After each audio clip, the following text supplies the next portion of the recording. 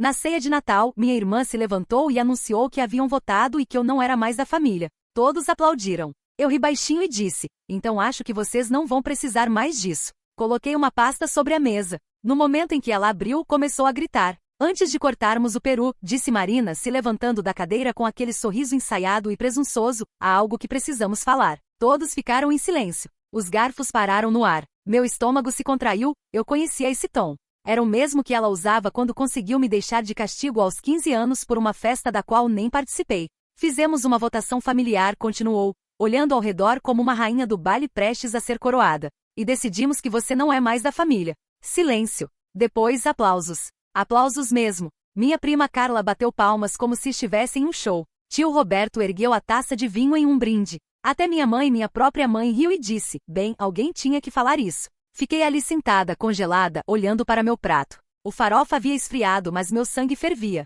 Meu pai nem sequer olhou para mim, apenas bebeu sua cerveja e murmurou: provavelmente é melhor assim. Uau, eu disse, empurrando a cadeira para trás devagar. Vocês ensaiaram isso mesmo? Marina sorriu ainda mais. Você tem sido tóxica por anos. Finalmente paramos de fingir. Você não é família, acrescentou minha mãe, pegando a geleia de cranberry como se estivéssemos discutindo tempo. Foi unânime. Olhei ao redor. Ninguém falou nada. Nem uma pessoa. Que bom, eu disse baixinho. Então coloquei a mão na bolsa. Eu imaginei que isso poderia acontecer, acrescentei, tirando uma pasta grossa e colocando-a delicadamente no centro da mesa. O som que fez, tum, cortou as risadas. Marina piscou. O que é isso? Sorri, me recostei na cadeira e cruzei os braços. Por que você não descobre? Ela agarrou a pasta e a abriu bruscamente, com aquele sorrisinho sarcástico que sempre usava quando achava que estava ganhando. Então virou a primeira página e parou de sorrir. Seu rosto ficou pálido. Seus olhos percorreram a página seguinte e a próxima. Então ela gritou.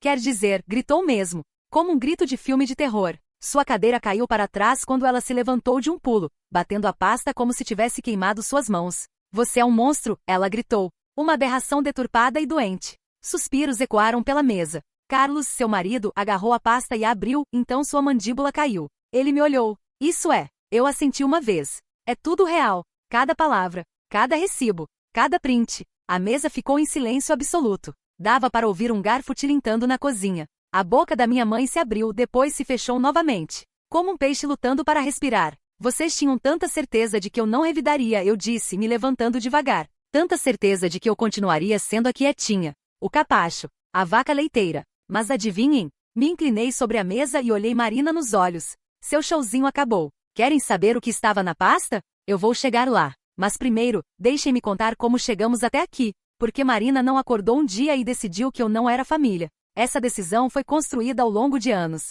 Tijolo por tijolo. Comentário por comentário. Traição por traição. Eu nunca fui a favorita. Nem de longe. Marina era a estrela, a menina dourada. Notas boas, sorriso largo. Sabia como conquistar as pessoas. Ela podia mentir na cara de alguém e fazer a pessoa agradecer por isso. Eu, por outro lado, era quieta. Reservada. Não precisava de atenção. E eles odiavam isso. Interpretaram meu silêncio como fraqueza. Me mudei de casa aos 20 anos. Paguei a faculdade sozinha, trabalhei em 2 empregos, nunca pedi ajuda. Enquanto isso, Marina foi reprovada em 2 cursos, foi para a Europa se encontrar, depois voltou e se casou com Carlos. O equivalente humano a um perfil do LinkedIn de Blazer. O casamento. Paguei metade. Meus pais não podiam pagar, mas de alguma forma conseguiram fazer um cruzeiro de 2 semanas logo depois. Não reclamei. Nunca reclamava. Mesmo quando brincavam que eu era a contadora da família, continuei ajudando. Paguei pela cirurgia dentária do papai. Mandei dinheiro quando a mamãe disse que a conta de luz estava atrasada. Até cobri parte da mensalidade da faculdade da prima Carla quando ela ficou na lista de espera para uma bolsa. Eles sempre diziam, obrigado, claro, mas com aquele tom. O tom que dizia, bem, é claro que você ajudaria. Você não tem uma família própria. E talvez tenha sido isso que me quebrou. Eu sou solteira. Sem filhos. Sem marido. Sem drama. Só eu, meu trabalho e minha cachorra. E aos olhos deles, isso significava que eu não tinha nada melhor para fazer do que financiar suas bagunças. Marina especialmente me tratava como sua rede de segurança pessoal. Quando Carlos perdeu o emprego, ela me ligou primeiro. Só um emprestiminho pequeno. Quando o carro dela quebrou. Você ganha 6 dígitos, o que são R$ 2.000. Quando o filho dela precisou de terapia e o plano não cobriu. Adivinhem para quem ela ligou. Eu sempre ajudava. Sempre. Porque me dizia que era família. Mas ajudar virou obrigação. E depois virou expectativa. E depois virou exigência. Começou pequeno. Piadas maldosas no jantar. Ah, você trouxe vinho? Deve ser bom poder comprar vinho caro. Claro que você chegou cedo. Você não tem filhos para se preocupar. Queria poder trabalhar até tarde toda noite e fugir do meu marido também. Depois ficou mais feio. Você é tão fria. Talvez seja por isso que ainda está sozinha. Você não entende estresse de verdade. Você não tem uma vida real. Você é só uma amargurada porque ninguém precisa de você. Exceto que eles precisavam. Constantemente. Financeiramente. Silenciosamente. Atrás de portas fechadas. E então veio a mensagem. Marina, oi, você pode ser avalista de um empréstimo pequeno? Carlos e eu queremos abrir um café wellness. Eu, não. Marina, sério? Nossa, Marina, que decepção. Então veio o silêncio. Isso foi há 4 meses. Desde então, levei um gelo total. Mamãe parou de ligar. Papai mandava respostas de uma palavra só. Ninguém me convidou para o último jantar de família. Marina me bloqueou nas redes sociais depois de postar uma story sobre cortar pessoas tóxicas da vida. Mas eu não fiquei sentada se lamentando. Em vez disso, comecei a juntar provas. Provas literais. Sabe, eu mantenho registros. Transferências bancárias. E-mails. Prints. Datas. Eu não sou boba. E só nos últimos 5 anos, eu havia mandado mais de 95 mil reais para vários membros da família. 95 mil reais. 10 mil para a reabilitação do Carlos. 3 mil para o tratamento dentário de emergência da Marina, que na verdade foram facetas eletivas. 2 mil para a cirurgia das costas do papai. 15 mil para as dívidas do cartão de crédito da mamãe. 7 mil para os custos da mudança da faculdade da Carla. 5 mil para uma emergência familiar, que na verdade foi uma viagem para Cancún. E nenhuma vez, qualquer um deles ofereceu me devolver o dinheiro. Eles só pegavam. E quando parei de dar, decidiram que eu era o problema. Então fiz a pasta. Dentro, toda a confirmação de transferência. Todo e-mail e mensagem pedindo dinheiro. Prints da Marina me chamando de manipuladora para uma amiga porque eu disse não ao empréstimo. Uma linha do tempo de cada pagamento importante que fiz nos últimos 5 anos. E como cereja do bolo, cópias de posts do Facebook e Instagram onde eles zombavam de mim. Tenho prints da Marina me chamando de vaca leiteira sem espinha dorsal, em um thread de comentários privados que ela não sabia que eu tinha acesso. É isso que ela viu quando abriu a pasta. É isso que a fez gritar, porque Marina não foi apenas exposta. Ela foi desmontada fato por fato, linha por linha, página por página. Tudo isso enquanto o resto da família percebeu o que tinha feito. Minha mãe parecia pronta para desmaiar. Carlos, ele ficou olhando para a linha que dizia 5.200 reais para cobrir o cartão da Marina, usado em um hotel em Búzios com alguém chamado Gustavo, e só disse: "O que é isso?" Eu não respondi. Não precisava. Porque pela primeira vez eu não estava me defendendo. Estava só mostrando a verdade. Você guardou registros? Minha mãe disse finalmente, com a voz tremendo. De tudo. Me virei para ela, calma como sempre. Vocês nunca lembravam. Então alguém tinha que lembrar. Marina ainda estava de pé, ainda pálida, os punhos cerrados. Seus olhos saltaram para Carlos, para mim, para a pasta. Isso é uma violação, ela cuspiu. Você não tinha o direito de... Não tinha direito, eu disse, me levantando devagar. Você acabou de se levantar na frente de toda essa família e me declarar como não família. Todos aplaudiram. E agora você está chateada porque eu vim preparada? Carlos virou outra página da pasta. O que é isso sobre Búzios? Ele perguntou com a voz tensa. A cabeça de Marina se virou bruscamente em direção a ele. Não comece. Quem é Gustavo? Ele continuou. Por que você estava em um hotel por 3 noites no meu cartão de crédito? O silêncio dela foi mais alto que qualquer resposta. Espera, minha mãe interrompeu, levantando as mãos. Podemos todos nos acalmar e ser razoáveis? Claro, eu disse. Vamos ser razoáveis. Vamos falar sobre a vez que você me chamou de parasita enquanto descontava o cheque que mandei para você. Ela piscou. Isso não é justo. Estávamos sob pressão.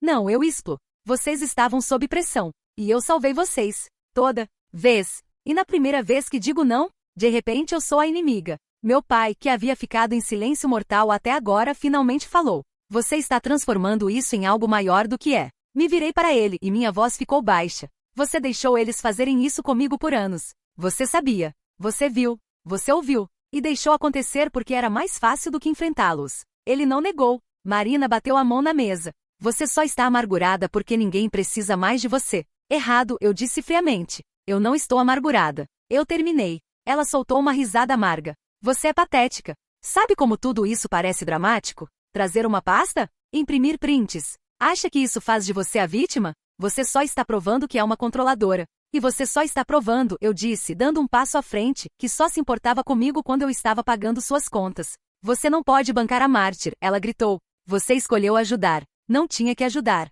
E mesmo assim, de alguma forma, eu disse me aproximando mais, você esperava isso. Toda vez. Até não ser mais ajuda. Era dever. E quando parei, minha voz rachou não de tristeza, mas de raiva. Vocês me expulsaram. Você não queria uma irmã. Você queria uma carteira com pernas. Carlos se levantou agora, segurando a pasta. Isso é verdade? Ele perguntou, olhando para Marina. Tudo isso? Marina olhou para ele, e pela primeira vez ela não tinha uma resposta. Sem lágrimas falsas. Sem desvios de assunto. Só silêncio. Você mentiu para mim, ele disse. Sobre o hotel. Sobre o dinheiro. Sobre ela. Você fez parecer que ela era louca. Eu tive que mentir.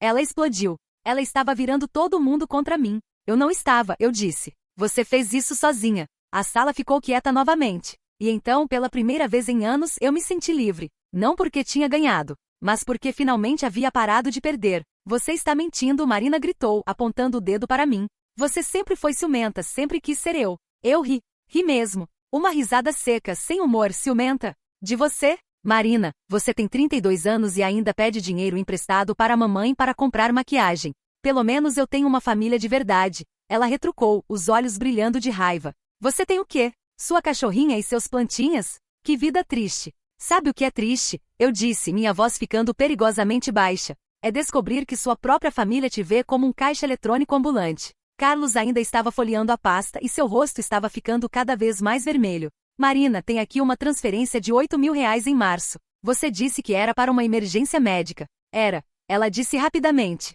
Emergência médica em uma clínica de estética? Carlos leu em voz alta. Procedimento de harmonização facial? O silêncio na sala era ensurdecedor. Até minha prima Carla, que sempre defendia a Marina, estava olhando para ela com uma expressão de choque. Carla, eu disse, me virando para ela. Quer saber quanto você me deve? Ela engoliu em seco. Eu não. R$ 7.300. Faculdade, moradia, livros. Lembra quando disse que ia me devolver assim que se formasse? Isso foi há 3 anos. Carla olhou para o chão. E você, tio Roberto, continuei, lembra daquela emergência com o carro? R$ 5.000. Que coincidência que no mesmo mês você postou fotos de Las Vegas no Facebook. Tio Roberto ficou vermelho. Isso foi diferente. Diferente como? Eu perguntei. Você mentiu. Todos vocês mentiram. Minha mãe finalmente conseguiu encontrar a voz. Querida, talvez tenhamos exagerado um pouco, mas você nunca disse não antes. Porque eu achava que éramos família, explode. Eu achava que quando alguém que você ama precisa de ajuda, você ajuda. Mas vocês não precisavam de ajuda. Vocês queriam dinheiro fácil. Não é assim, papai murmurou, mas sua voz não tinha convicção. Não é? Tirei meu telefone e comecei a ler. Mensagem da mamãe, março deste ano. Se você realmente se importasse com a família, ajudaria sem fazer perguntas. Mensagem da Marina, janeiro. Você é tão egoísta. Outras pessoas têm responsabilidades reais. Mensagem do papai. Chega. Marina gritou.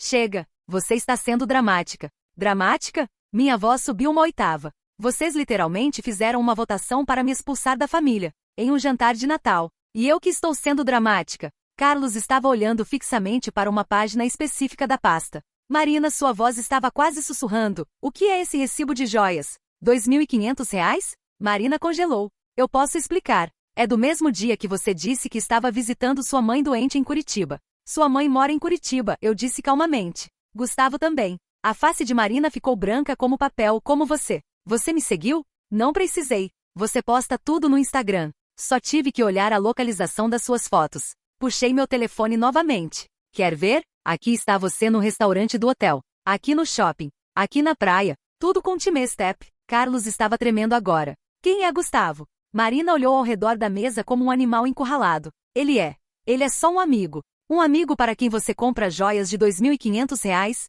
Carlos perguntou. Sua voz subindo. Carlos, deixa eu explicar. Explica o quê? Ele explodiu, se levantando tão bruscamente que sua cadeira caiu. Que você está me traindo? Que você usou o cartão da família para bancar seu caso? Que você fez sua irmã de bode expiatório para esconder suas mentiras? Ela não é minha irmã. Marina gritou, apontando para mim. Olha o que ela fez. Ela destruiu meu casamento. Não, eu disse, minha voz cortante como gelo. Você destruiu o seu próprio casamento. Eu só documentei. Minha mãe estava chorando agora. Como chegamos a esse ponto? Somos uma família. Não, eu disse, olhando para ela. Vocês são uma quadrilha. E eu era a marca fácil. Isso não é verdade. Ela soluçou. Não é? Peguei outra pasta da minha bolsa. Uma menor. Esta aqui são os últimos 2 anos de conversas que vocês tiveram sobre mim no grupo da família. O grupo do qual vocês me removeram há 6 meses. O rosto de Carla ficou pálido. Como você, a namorada do seu filho, Tiago, é minha amiga da academia. Ela me mostrou as mensagens que ele mandava para ela sobre o que vocês falavam de mim. Abri a pasta menor e comecei a ler. Marina, outubro passado. Ela age como se fosse melhor que nós só porque tem dinheiro. Mamãe, talvez se ela tivesse filhos entenderia o que é responsabilidade. Carla, ela sempre foi estranha. Meio robótica. Cada palavra caía como uma bomba na mesa. Tio Roberto, pelo menos ela serve para alguma coisa. Papai, às vezes acho que ela só ajuda para se sentir superior. Minha voz estava ficando mais forte a cada frase. Marina novamente, estou cansada de ter que ser legal com ela só porque ela paga nossas contas. Que vida patética ela tem. O silêncio na sala era mortal. E a melhor parte, eu disse, virando a página, Marina, 2 semanas atrás. Vocês topam fazer aquela coisa que conversamos. Sobre a ceia de Natal. Acho que é hora. Marina estava tremendo agora. Você não pode. Acho que é hora? Carlos repetiu, olhando para a esposa. Vocês planejaram isso? Planejaram por semanas, eu confirmei. Tinha até script. Marina treinou essa fala no espelho. Você está mentindo.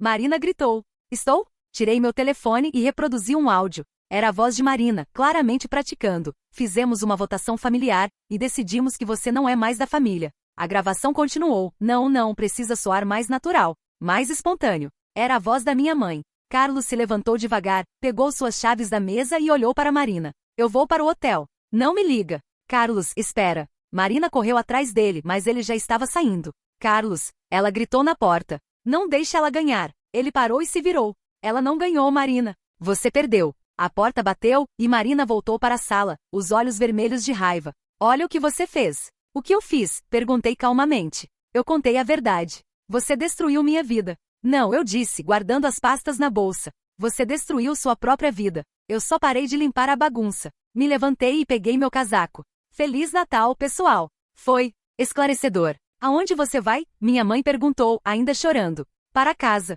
Para minha vida patética com minha cachorrinha e minhas plantinhas. Sorri friamente. Pelo menos elas são honestas comigo. Você não pode ir embora assim. Marina gritou. Você não pode destruir tudo e sair andando. Parei na porta e me virei uma última vez. Marina, eu não destruí nada. Eu só acendi a luz. As baratas que correram é problema de vocês. E com isso saí. Pela primeira vez em anos, meus ombros estavam leves. Não carregavam mais o peso das expectativas, das mentiras, ou da culpa manipulativa deles. Entrei no meu carro e liguei o motor. Meu telefone já estava tocando. Era Marina. Rejeitei a ligação. Então minha mãe. Rejeitei também. Depois Carla. Sorri e desliguei o telefone completamente. Ia ser uma noite silenciosa. Finalmente. Cheguei em casa às 9 da noite. Minha cachorra, Luna, me recebeu na porta com o rabo balançando como se eu fosse a coisa mais importante do mundo. Pelo menos alguém ficava genuinamente feliz em me ver. Oi, bebê, murmurei, me abaixando para fazer carinho nela. Pelo menos você não quer meu cartão de crédito, né?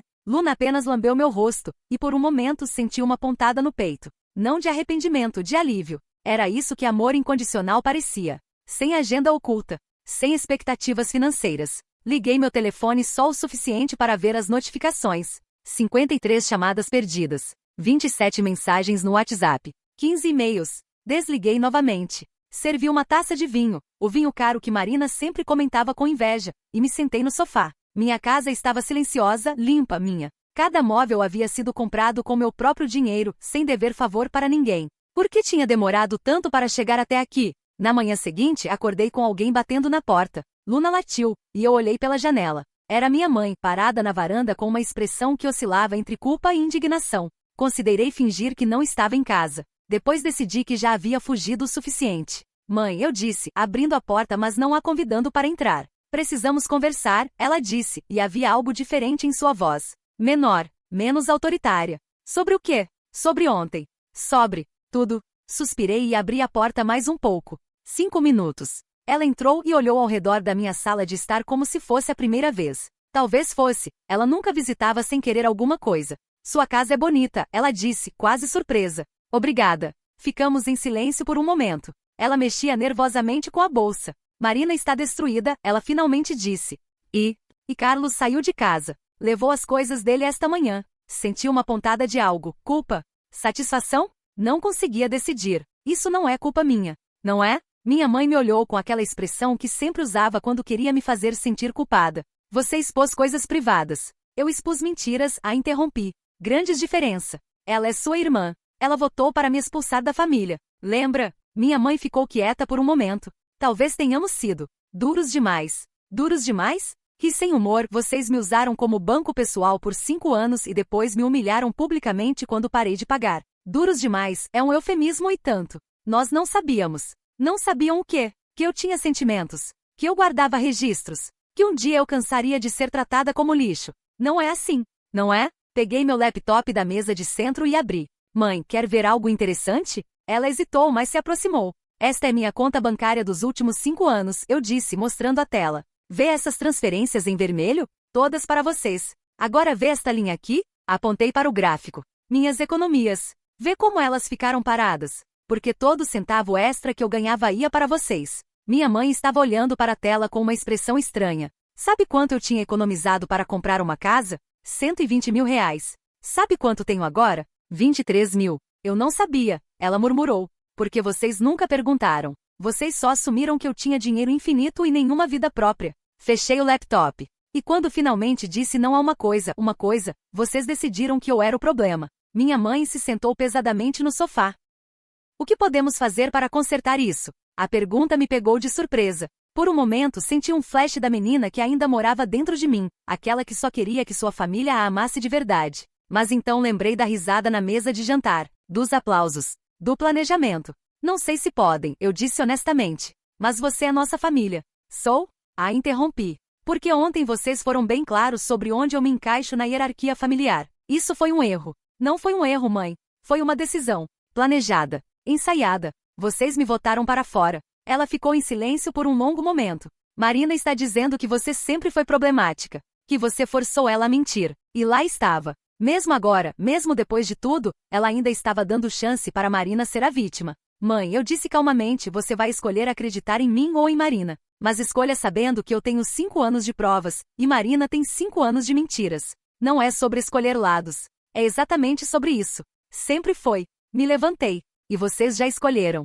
Há muito tempo. Ela se levantou também, os olhos marejados. Você sempre foi tão dura. Eu sempre fui honesta. Vocês que confundiram honestidade com frieza. Então é isso? Você vai nos cortar da sua vida? Pensei cuidadosamente antes de responder. Mãe, durante 5 anos eu dei tudo o que vocês pediram. Dinheiro, tempo, energia emocional. E em troca recebi desrespeito, manipulação e humilhação pública. Mas família é família. Não, eu disse firmemente. Família não é sangue. Família é quem te ama sem agenda oculta. Quem te respeita. Quem não te usa. Caminhei em direção à porta. E por esses critérios, vocês pararam de ser minha família há muito tempo. Eu só demorei para perceber. Minha mãe me seguiu até a porta, chorando silenciosamente agora. E se tentarmos mudar? Então tentem, eu disse. Mas não por mim. Façam isso por vocês mesmos. Porque vocês merecem ser pessoas melhores do que são agora. Depois que ela saiu, fiquei na porta observando seu carro se afastar. Luna veio se esfregar na minha perna, e me abaixei para pegá-la no colo.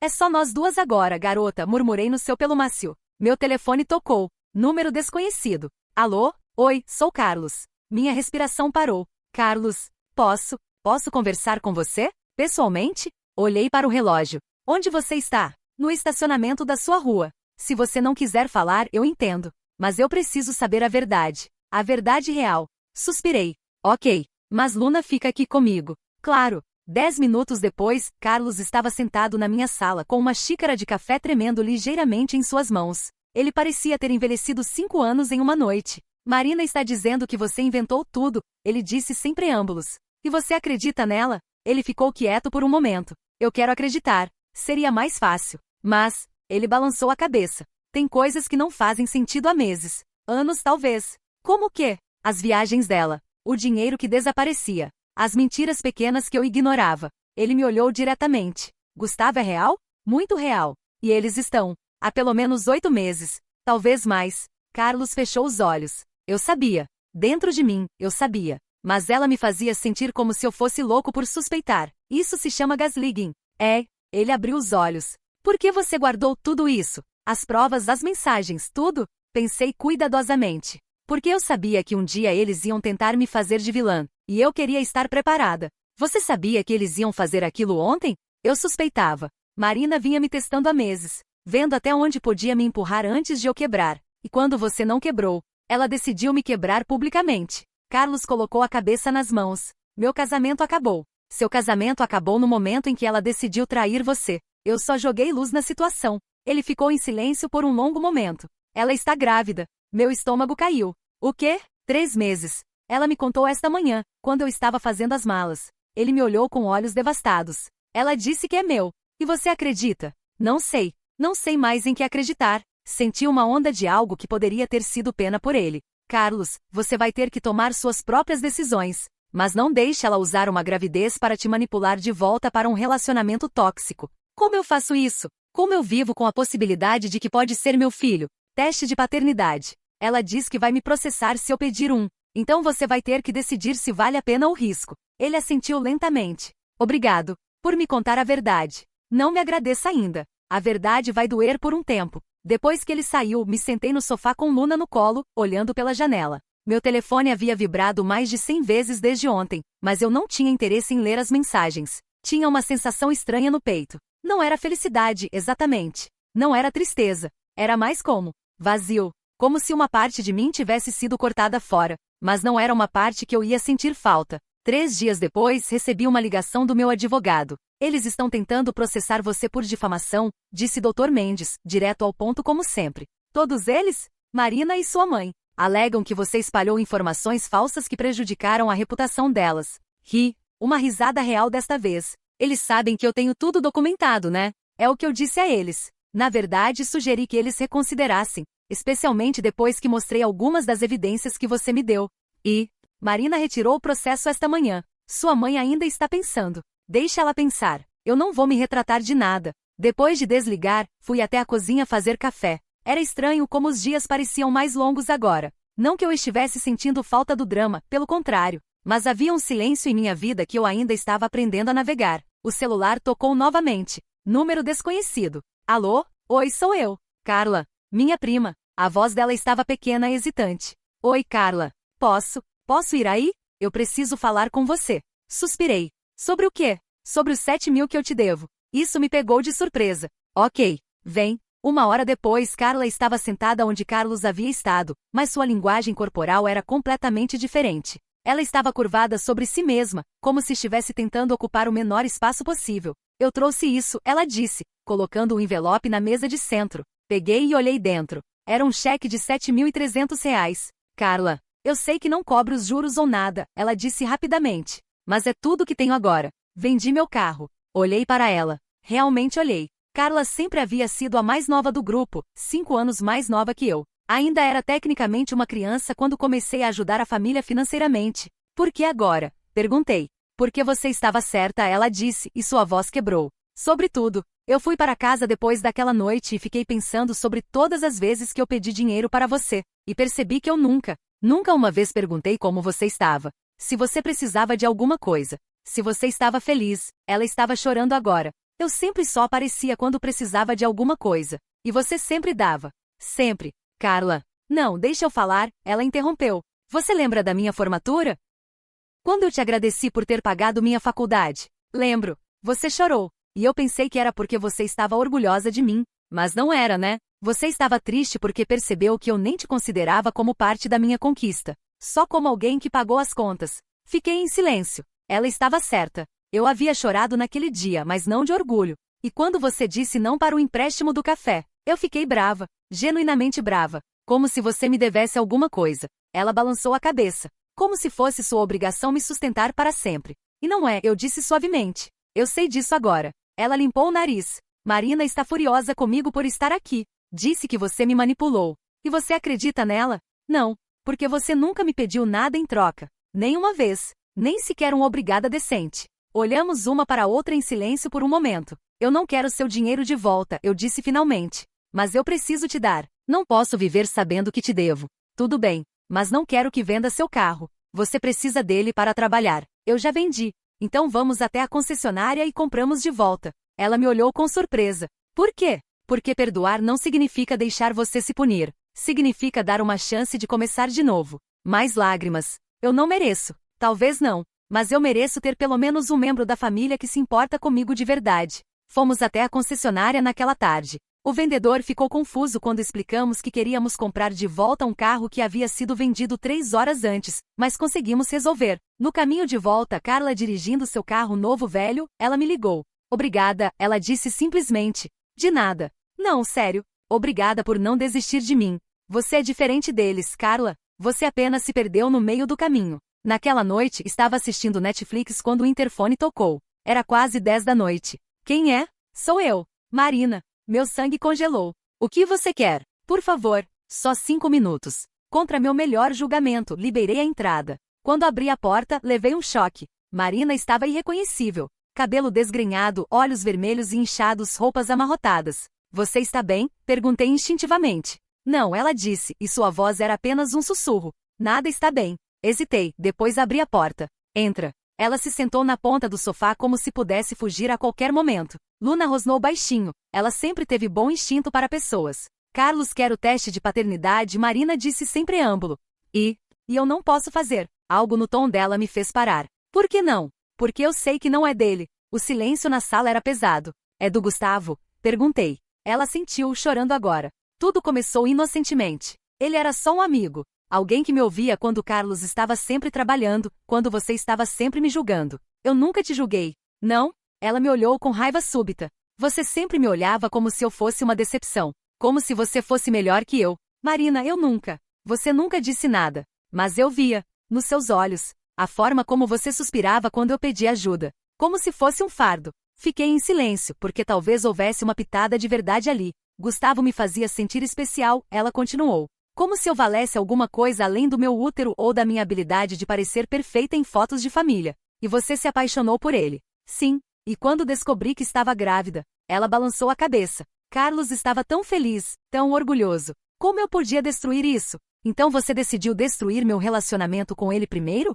Eu entrei em pânico. Ela explodiu. Você estava juntando todas aquelas informações sobre mim. Eu sabia que eventualmente você descobriria sobre Gustavo. Então pensei que se eu te fizesse parecer a vilã primeiro, você salvaria sua própria pele. Sim, ela estava chorando descontroladamente agora. E agora perdi tudo mesmo. Carlos, você é a família. E Gustavo disse que não quer nada com o bebê. Senti uma pontada de algo que poderia ter sido compaixão. Mas era difícil sentir pena de alguém que havia orquestrado sua própria destruição. O que você quer de mim, Marina? Perdão, ela sussurrou. Quero que você me perdoe. Por quê? Porque você é a única pessoa que sempre esteve aqui. Mesmo quando eu te tratava mal, você estava aqui. E agora não tenho mais ninguém. Olhei para minha irmã, porque ela ainda era minha irmã, apesar de tudo, e vi não a mulher manipuladora que havia me humilhado publicamente, mas uma criança assustada que havia perdido o controle de sua própria vida. Marina, eu disse calmamente, eu posso te perdoar, mas não posso te salvar. O que isso significa? Significa que perdão não apaga consequências.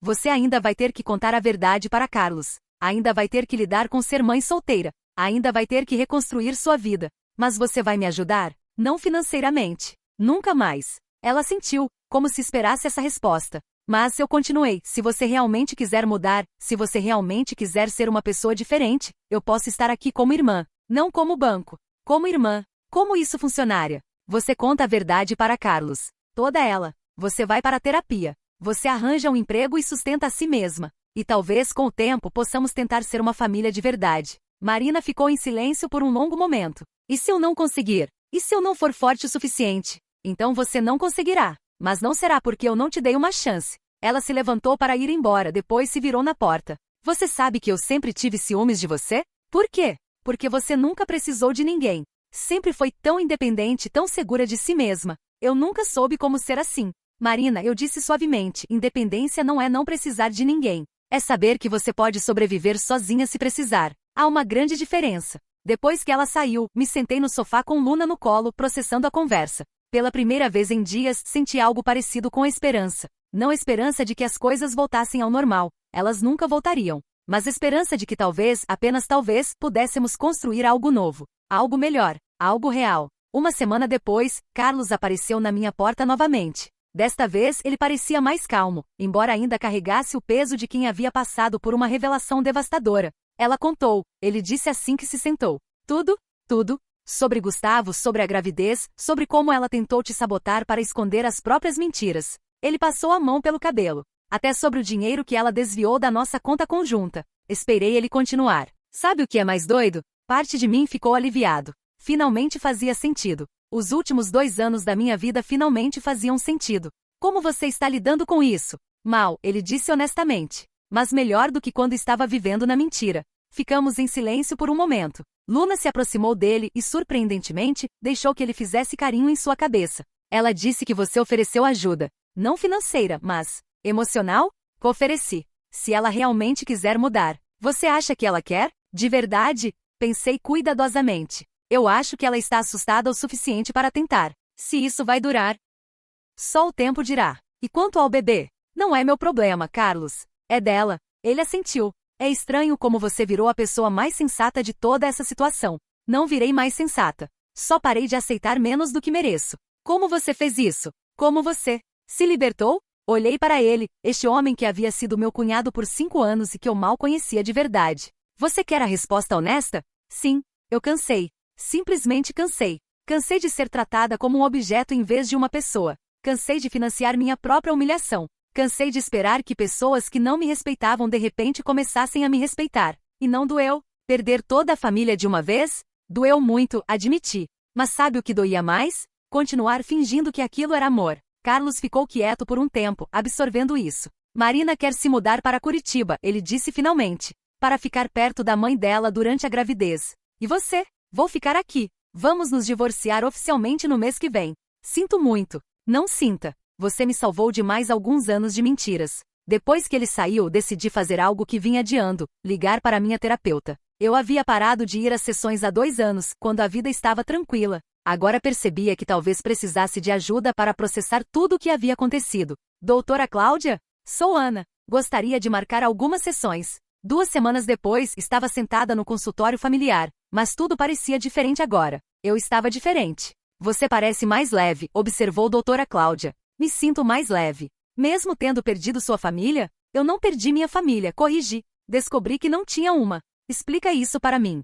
Família não é sobre DNA. É sobre pessoas que te amam sem agenda oculta, que te respeitam, que te querem na vida delas porque você importa, não porque você é útil. E você acha que nunca teve isso? Pensei por um momento. Talvez quando eu era criança, mas em algum ponto eu me tornei mais valiosa como provedora do que como pessoa. E como você se sente sobre isso agora? Triste, admiti. Mas também, livre. Pela primeira vez em anos, posso tomar decisões baseadas no que eu quero, não no que eles precisam. O que você quer? A pergunta me pegou de surpresa. Quando foi a última vez que alguém havia me perguntado o que eu queria? Eu quero viajar, disse lentamente.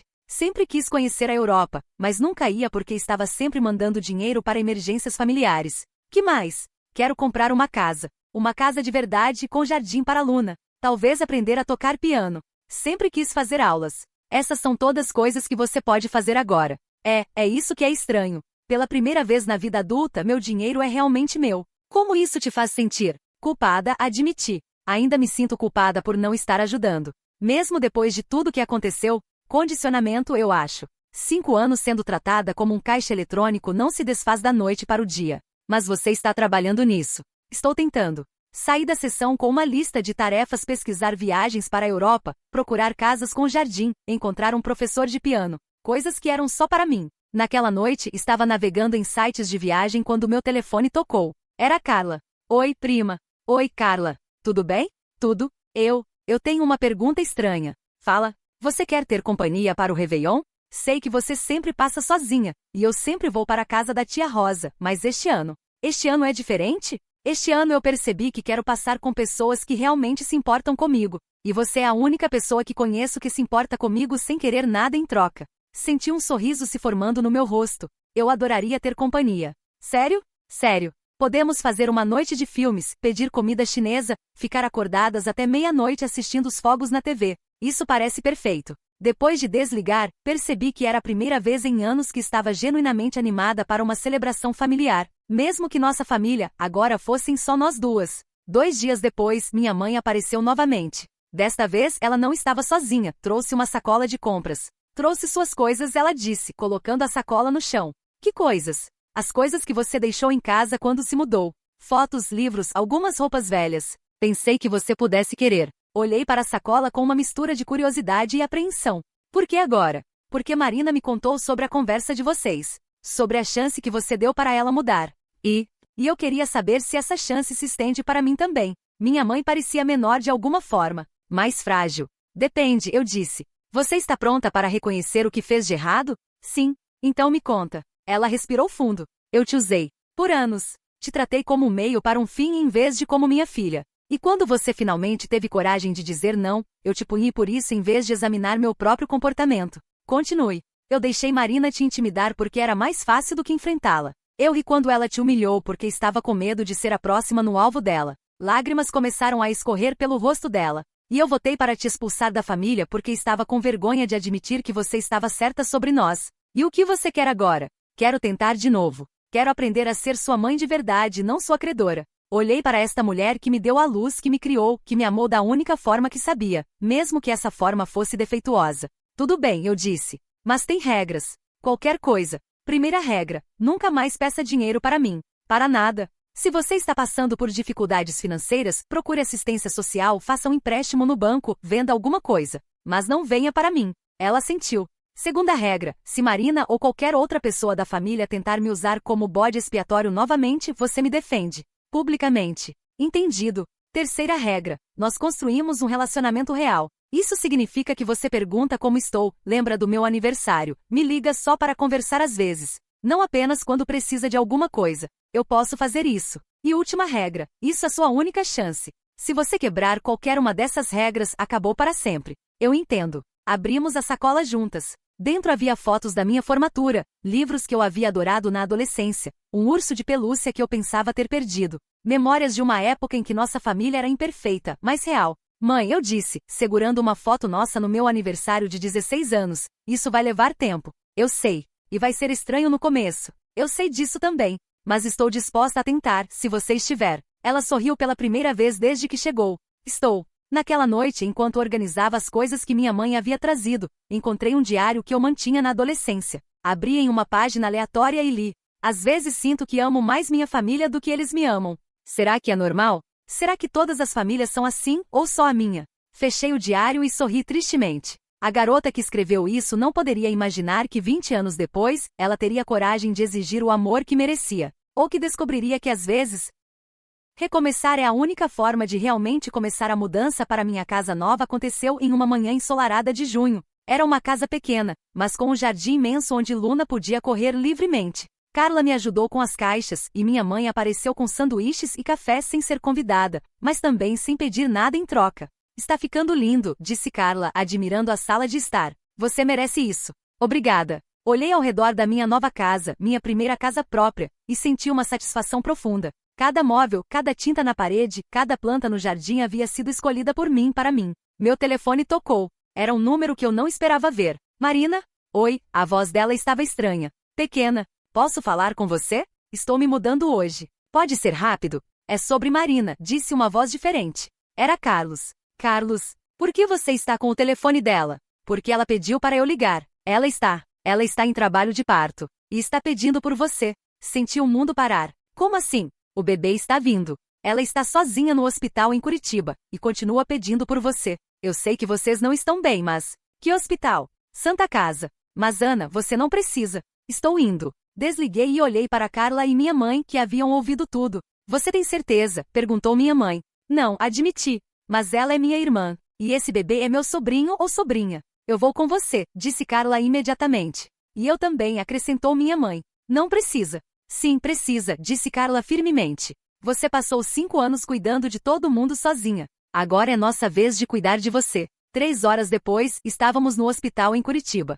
Marina estava no quarto 304, e quando entramos, levei um choque. Ela estava pálida, exausta e visivelmente sozinha. Você veio, ela sussurrou quando me viu. Vim. Eu pensei que você não viria. Puxei uma cadeira ao lado da cama. Como você está? Com medo. Lágrimas escorreram pelo rosto dela. Eu não sei como fazer isso sozinha. Onde está Gustavo? Sumiu. Quando soube que o bebê ia nascer, simplesmente desapareceu. Mudou de cidade, bloqueou meu número. Senti uma pontada de raiva, mas não por Marina, pelo homem que a abandonou grávida. E Carlos? Carlos está sendo gentil. Mais gentil do que eu mereço. Ele disse que vai pagar a pensão do bebê mesmo sabendo que não é dele. Por quê? Porque ele é uma pessoa melhor do que eu jamais fui. Uma enfermeira entrou. Está na hora, querida. O bebê quer conhecer o mundo. O que se seguiu foram 4 horas de puro caos. Marina gritava, chorava, me agarrava com força suficiente para quebrar meus dedos. Em algum momento, ela olhou para mim com olhos desesperados e disse: se eu não conseguir, se alguma coisa acontecer comigo, você cuida dela? Dela? É uma menina. Eu vou chamar ela de Sofia. Marina, você vai ficar bem. Promete? Olhei para esta mulher que havia sido minha atormentadora, minha irmã, minha algoz e minha família, e senti meu coração se quebrar e se recompor ao mesmo tempo. Prometo.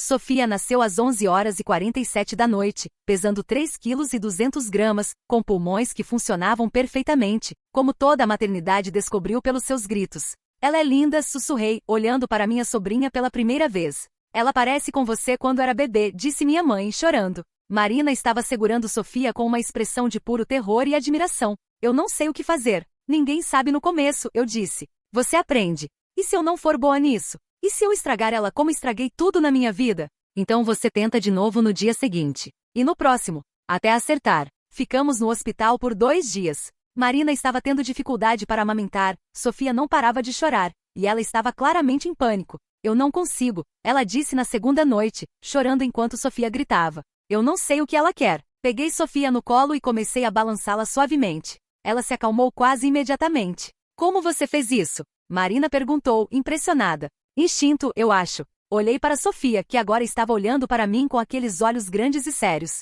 Oi, princesa. Sua mamãe está aprendendo, tá? Tenham paciência uma com a outra. Ana, Marina disse suavemente. Eu quero que você seja a madrinha dela. Olhei para ela, surpresa. Marina, eu sei que não mereço. Sei que você tem todo o direito de dizer não. Mas, você é a pessoa mais forte que conheço. E se alguma coisa acontecer comigo, eu quero que Sofia cresça sabendo que existe amor sem condições. Que existe alguém que vai estar lá por ela sem esperar nada em troca. Olhei para Sofia, que havia adormecido em meus braços, e senti algo que não esperava, proteção feroz. Tudo bem, eu disse.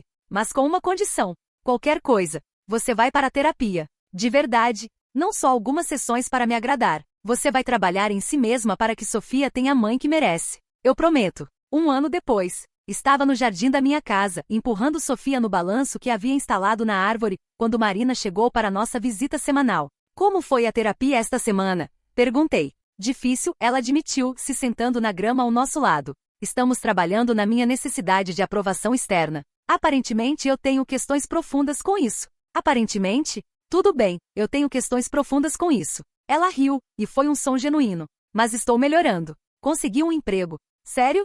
Recepcionista em uma clínica veterinária. Não paga muito, mas é honesto. Olhei para minha irmã, realmente olhei. Ela havia perdido peso, mas de forma saudável. Seu cabelo estava mais simples, menos produzido. Ela usava pouca maquiagem. Parecia mais real. Estou orgulhosa de você, eu disse. Obrigada por não desistir de mim. Você ainda tem muito trabalho pela frente. Eu sei. Mas pela primeira vez na vida, eu quero fazer esse trabalho. Por ela. Marina olhou para Sofia, que estava rindo enquanto voava no balanço. E por mim também. Naquela noite, depois que Marina e Sofia foram embora, recebi uma ligação inesperada. Ana? É Carlos. Oi, Carlos. Tudo bem?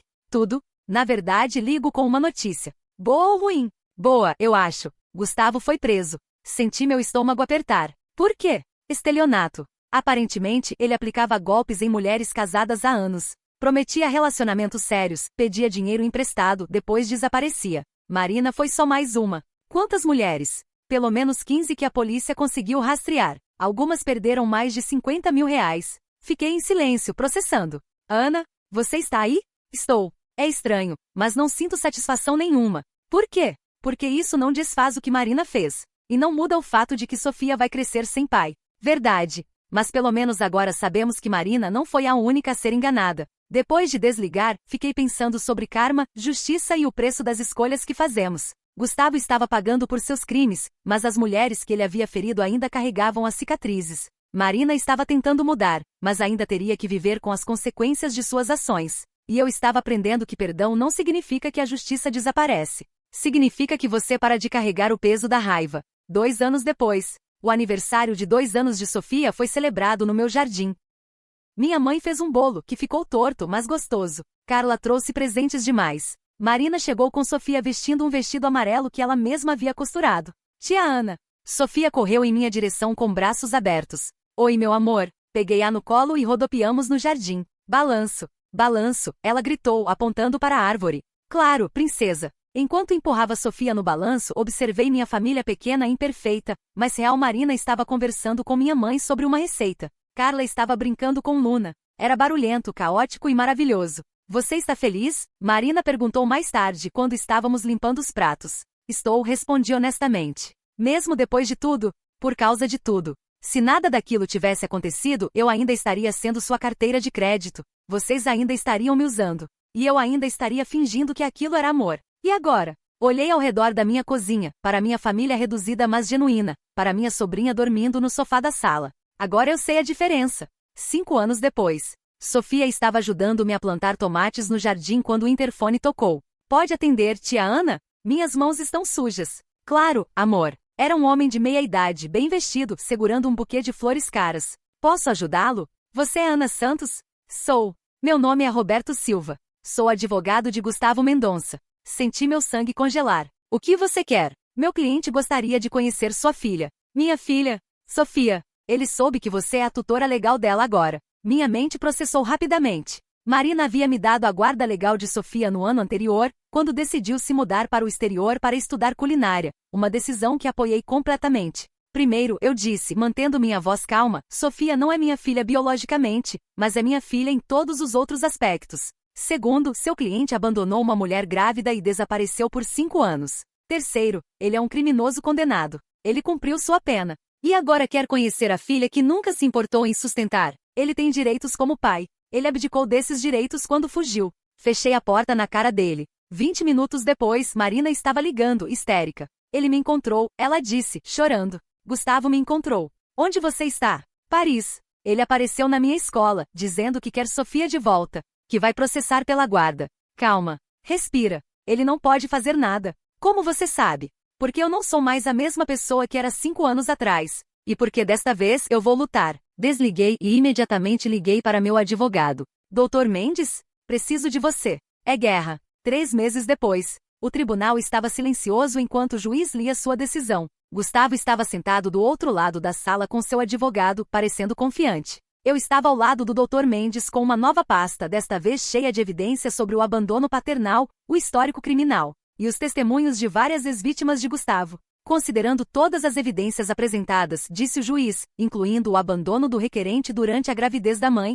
sua ausência total na vida da criança por 5 anos, seu histórico criminal de estelionato, e o fato de que a criança não possui nenhuma ligação emocional com o requerente. Sofia estava na escola, alheia ao fato de que seu futuro estava sendo decidido naquela sala. Este tribunal nega o pedido de guarda de Gustavo Mendonça e mantém a guarda legal com Ana Santos. Senti minhas pernas amolecerem de alívio. Além disso, continuou o juiz, considerando as tentativas do requerente de chantagear emocionalmente a família através de terceiros e sua clara motivação financeira para este processo. Gustavo ficou pálido. Este tribunal emite uma ordem de restrição. O requerente está proibido de contatar a criança, sua mãe, ou sua tutora legal pelos próximos 5 anos. Gustavo se levantou furioso. Isso é injustiça. Ela é minha filha. Senhor Mendonça, disse o juiz friamente, o senhor teve 5 anos para ser pai. Escolheu não ser. As consequências dessa escolha são suas para carregar. Do lado de fora do tribunal, respirei o ar fresco e senti algo que não esperava. Não vitória, mas paz.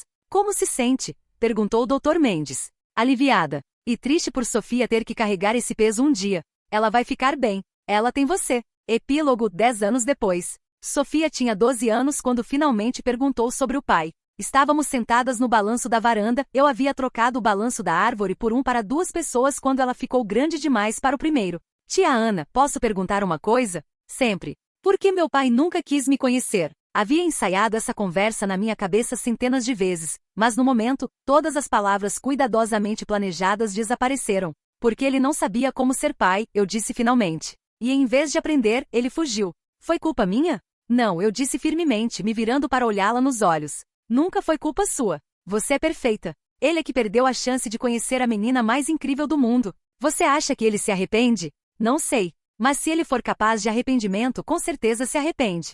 Eu tenho raiva dele às vezes. É normal ter raiva. Mas também fico triste por ele. Porque ele nunca vai saber como é estar no nosso jardim colhendo tomates. Ou como é você cantando aquelas músicas horríveis no carro. E através das lágrimas que começavam a formar. Minhas músicas não são horríveis. São sim, ela disse, sorrindo. Mas eu amo mesmo assim. Sofia? Sim? Você sabe que não precisa de um pai para ser completa, né? Você tem uma família que te ama. Pode não ser tradicional, mas é real. Eu sei. E tia Ana? Fala. Obrigada por lutar por mim. Sempre vou lutar por você. Mesmo quando eu for adolescente e ficar insuportável? Especialmente quando você ficar insuportável. Naquela noite, depois que Sofia foi dormir, me sentei no jardim com Luna, agora mais grisalha, mas ainda leal. Olhei para a casa que construí, para a vida que escolhi, para a família que lutei para manter. Meu telefone vibrou. Era uma mensagem de Marina, que agora era chefe em um restaurante pequeno mas respeitado em Lyon. Obrigada por dar a Sofia o que eu nunca soube como dar, estabilidade e amor incondicional. Você é a melhor irmã e mãe que eu poderia ter desejado para ela. Sorri e digitei de volta. Obrigada por me deixar amá-la. A vingança que pensei que queria anos atrás nunca veio da forma que imaginei. Não foi uma humilhação pública ou uma punição cruel. Foi algo muito mais profundo e duradouro. Foi construir uma vida tão boa, tão cheia de amor genuíno, que o passado perdeu todo o seu poder sobre mim. Gustavo estava em algum lugar, provavelmente aplicando golpes em outras mulheres, carregando o vazio de nunca ter conhecido sua filha extraordinária. Marina estava reconstruindo sua vida, um dia de cada vez, aprendendo a ser a mãe que Sofia merecia mesmo à distância. Minha mãe vinha para jantar toda sexta-feira, e nossa relação, embora ainda frágil às vezes, era honesta. Carla agora era gerente de uma empresa de marketing e minha melhor amiga. E eu finalmente tinha o que sempre quis, uma família que me escolhia todos os dias. Não por obrigação ou necessidade financeira, mas por amor. Às vezes, a melhor vingança é simplesmente viver bem. E eu estava vivendo muito, muito bem.